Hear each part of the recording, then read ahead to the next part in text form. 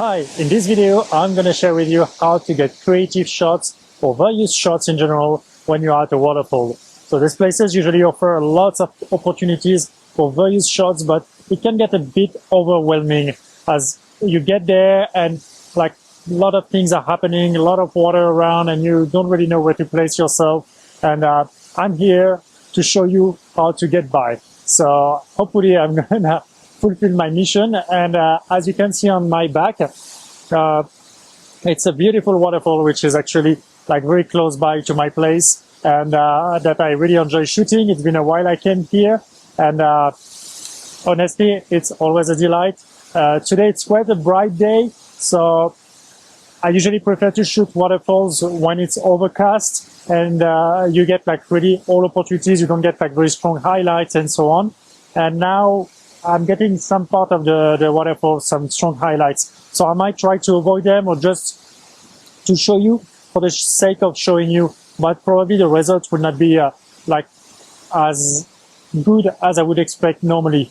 But for the sake of the exercise, then I'm gonna do it anyways. So let's hope you enjoyed this video and let's get going.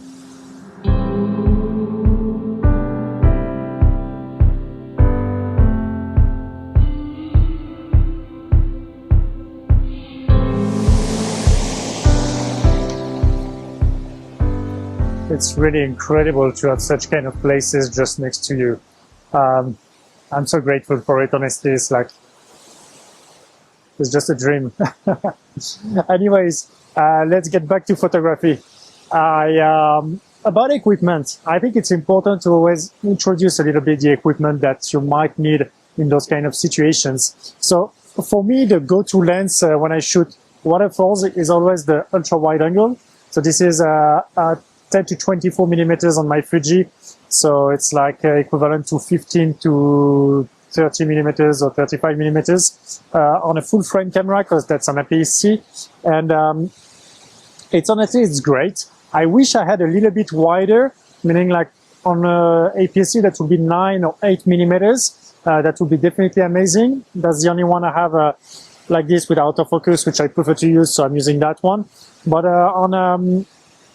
on full frame, you have 14 millimeters, you have 12 millimeters, you have like 10 millimeters, and it really depends which brand you take. If you take, for example, Sony has like a bulb front on the camera, so you can't really use the next item that I will mention, and that's kind of a drag. So choose wisely your lens when you plan to do like some waterfall photography, because basically this is the next item. It's the circular polarizer filter, so it's CPL.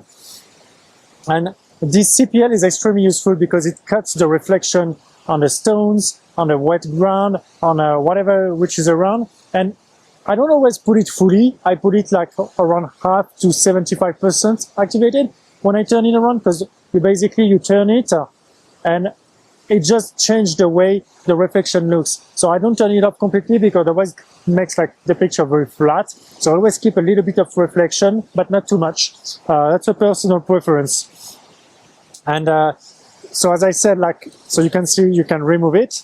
And so some lenses can't have this because they have like a bulb in front. So you can't put like a circular polarizer. So you need to buy an adapter, which is usually bulky, expensive, and well, I guess these are like two good reasons already.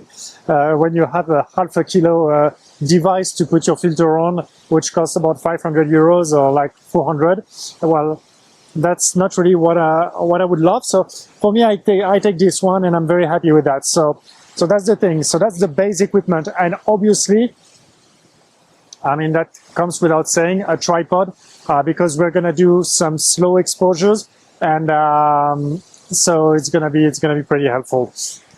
And since we're into creative photography, I would recommend to get a telephoto lens, because so this is a XF 55 to 200 millimeters, meaning that it's about 70 to 300 millimeters more or less, and that's definitely something extremely useful. Then you can capture some details, some more like almost final thing like in the waterfall. So I'm gonna try to shoot some of those and see what comes out of it. And now the sun came down quite a bit already, so I might be able to shoot the waterfall on the back, and I've got some few ideas to show you.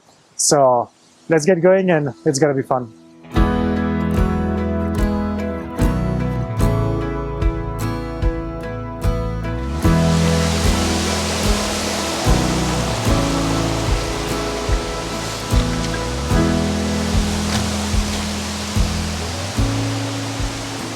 So the first composition that I'm showing you now, I think you can see it here. It's what I'm recording right now with the other camera.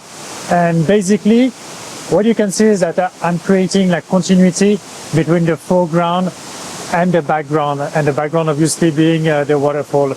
And the very interesting part here is really the foreground with that stone and the water coming a bit around it. So that makes like something creative, and obviously playing with the long exposure as I'm making the shot.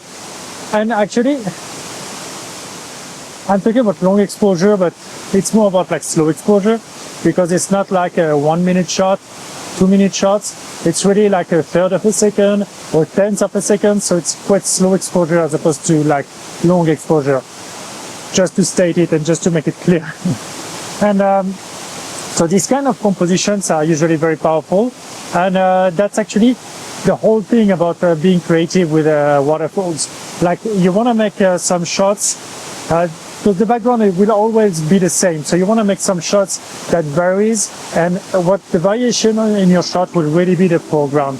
And I'm going to find some few foregrounds here that are quite a bit of opportunities.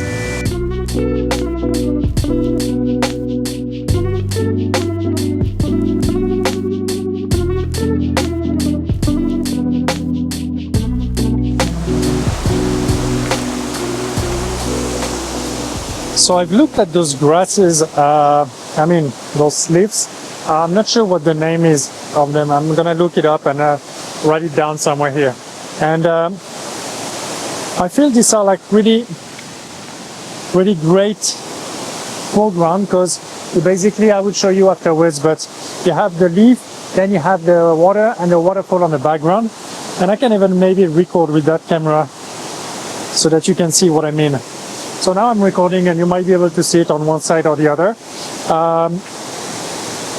So basically, I would probably focus on that leaf, because the other one's got like a little gift on it. And you place yourself that way, and then you get like really as this leaf as a foreground, and you have the water and the waterfall on the background. One thing I don't really like in this composition is this patch here of like small stones. So I might just like move around and try to find something a little bit more adequate for me. Maybe I can even go like this leaf here is developing, and it's really creating very nice atmosphere. So obviously the water which is in the middle ground is not really visible because it's quite far away, but the waterfall is quite obvious. So yeah, it's quite nice. Or maybe I can zoom as well a little bit, but usually not a big fan of zooming in this kind of situation. I like to take big advantage of the wide angle lens. So yeah, I think I'm gonna put my tripod here, and let's see what comes out of this.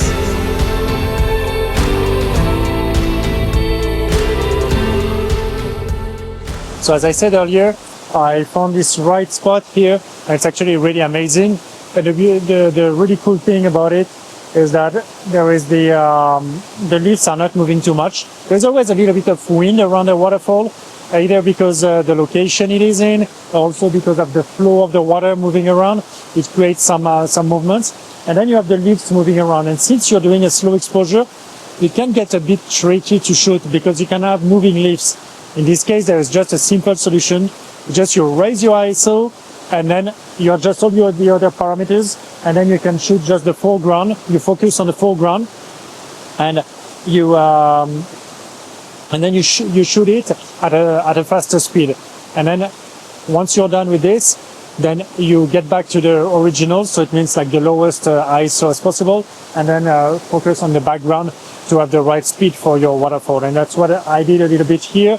But since it's not really moving a lot, I didn't have to really push the speed like too much and to go too high in ISO.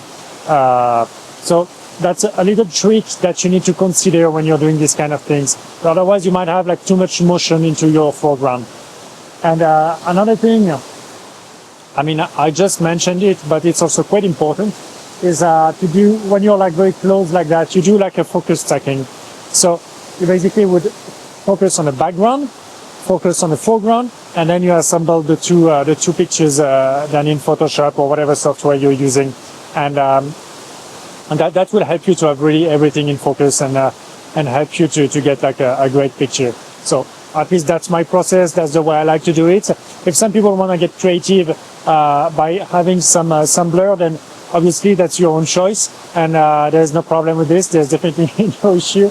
And generally speaking, it's always acceptable. So, but in any case, this is like really great. I really like this small leaf, like which is like developing. So it's like a baby leaf somehow. Pretty cool.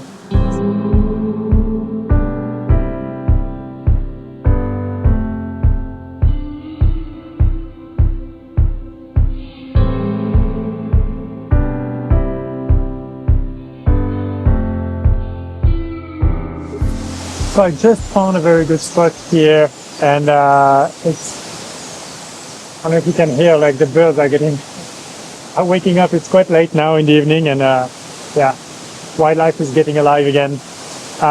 So I found a very good spot here. Like I'm shooting basically that small waterfall here in between the stones. So as you can see here, there is a small hole and the waterfall here. And since I'm shooting with a telephoto lens, everything is much bigger than what you can see here. And I'm recording now a video, and you can see it probably here.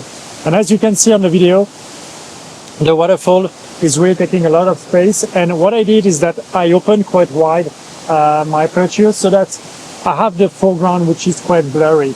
And I like the effect that it creates. It creates like definitely some creative foreground. And as opposed to what I was saying earlier, like in this case, we want to have some blur. In the other one, no, because it was all bigger and it was all part of the composition.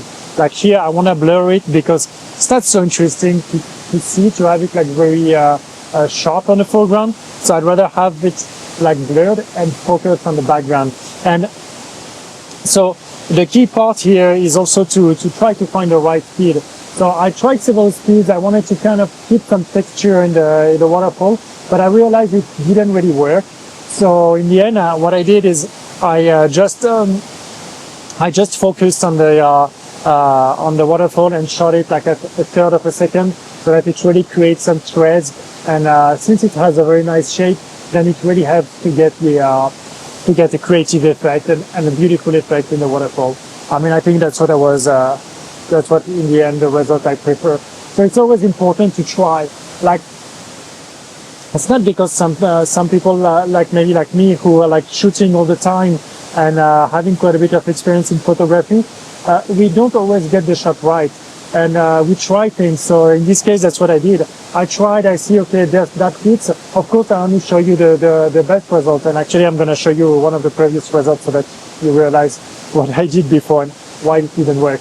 And in the end, it's all about testing and trying. And once you do it the way you like, because in the end it's again like a personal taste, then just go with it, go on with it. And it's like something you have to practice, and yeah, it just helps to get the right shot for yourself and enjoy what you're doing.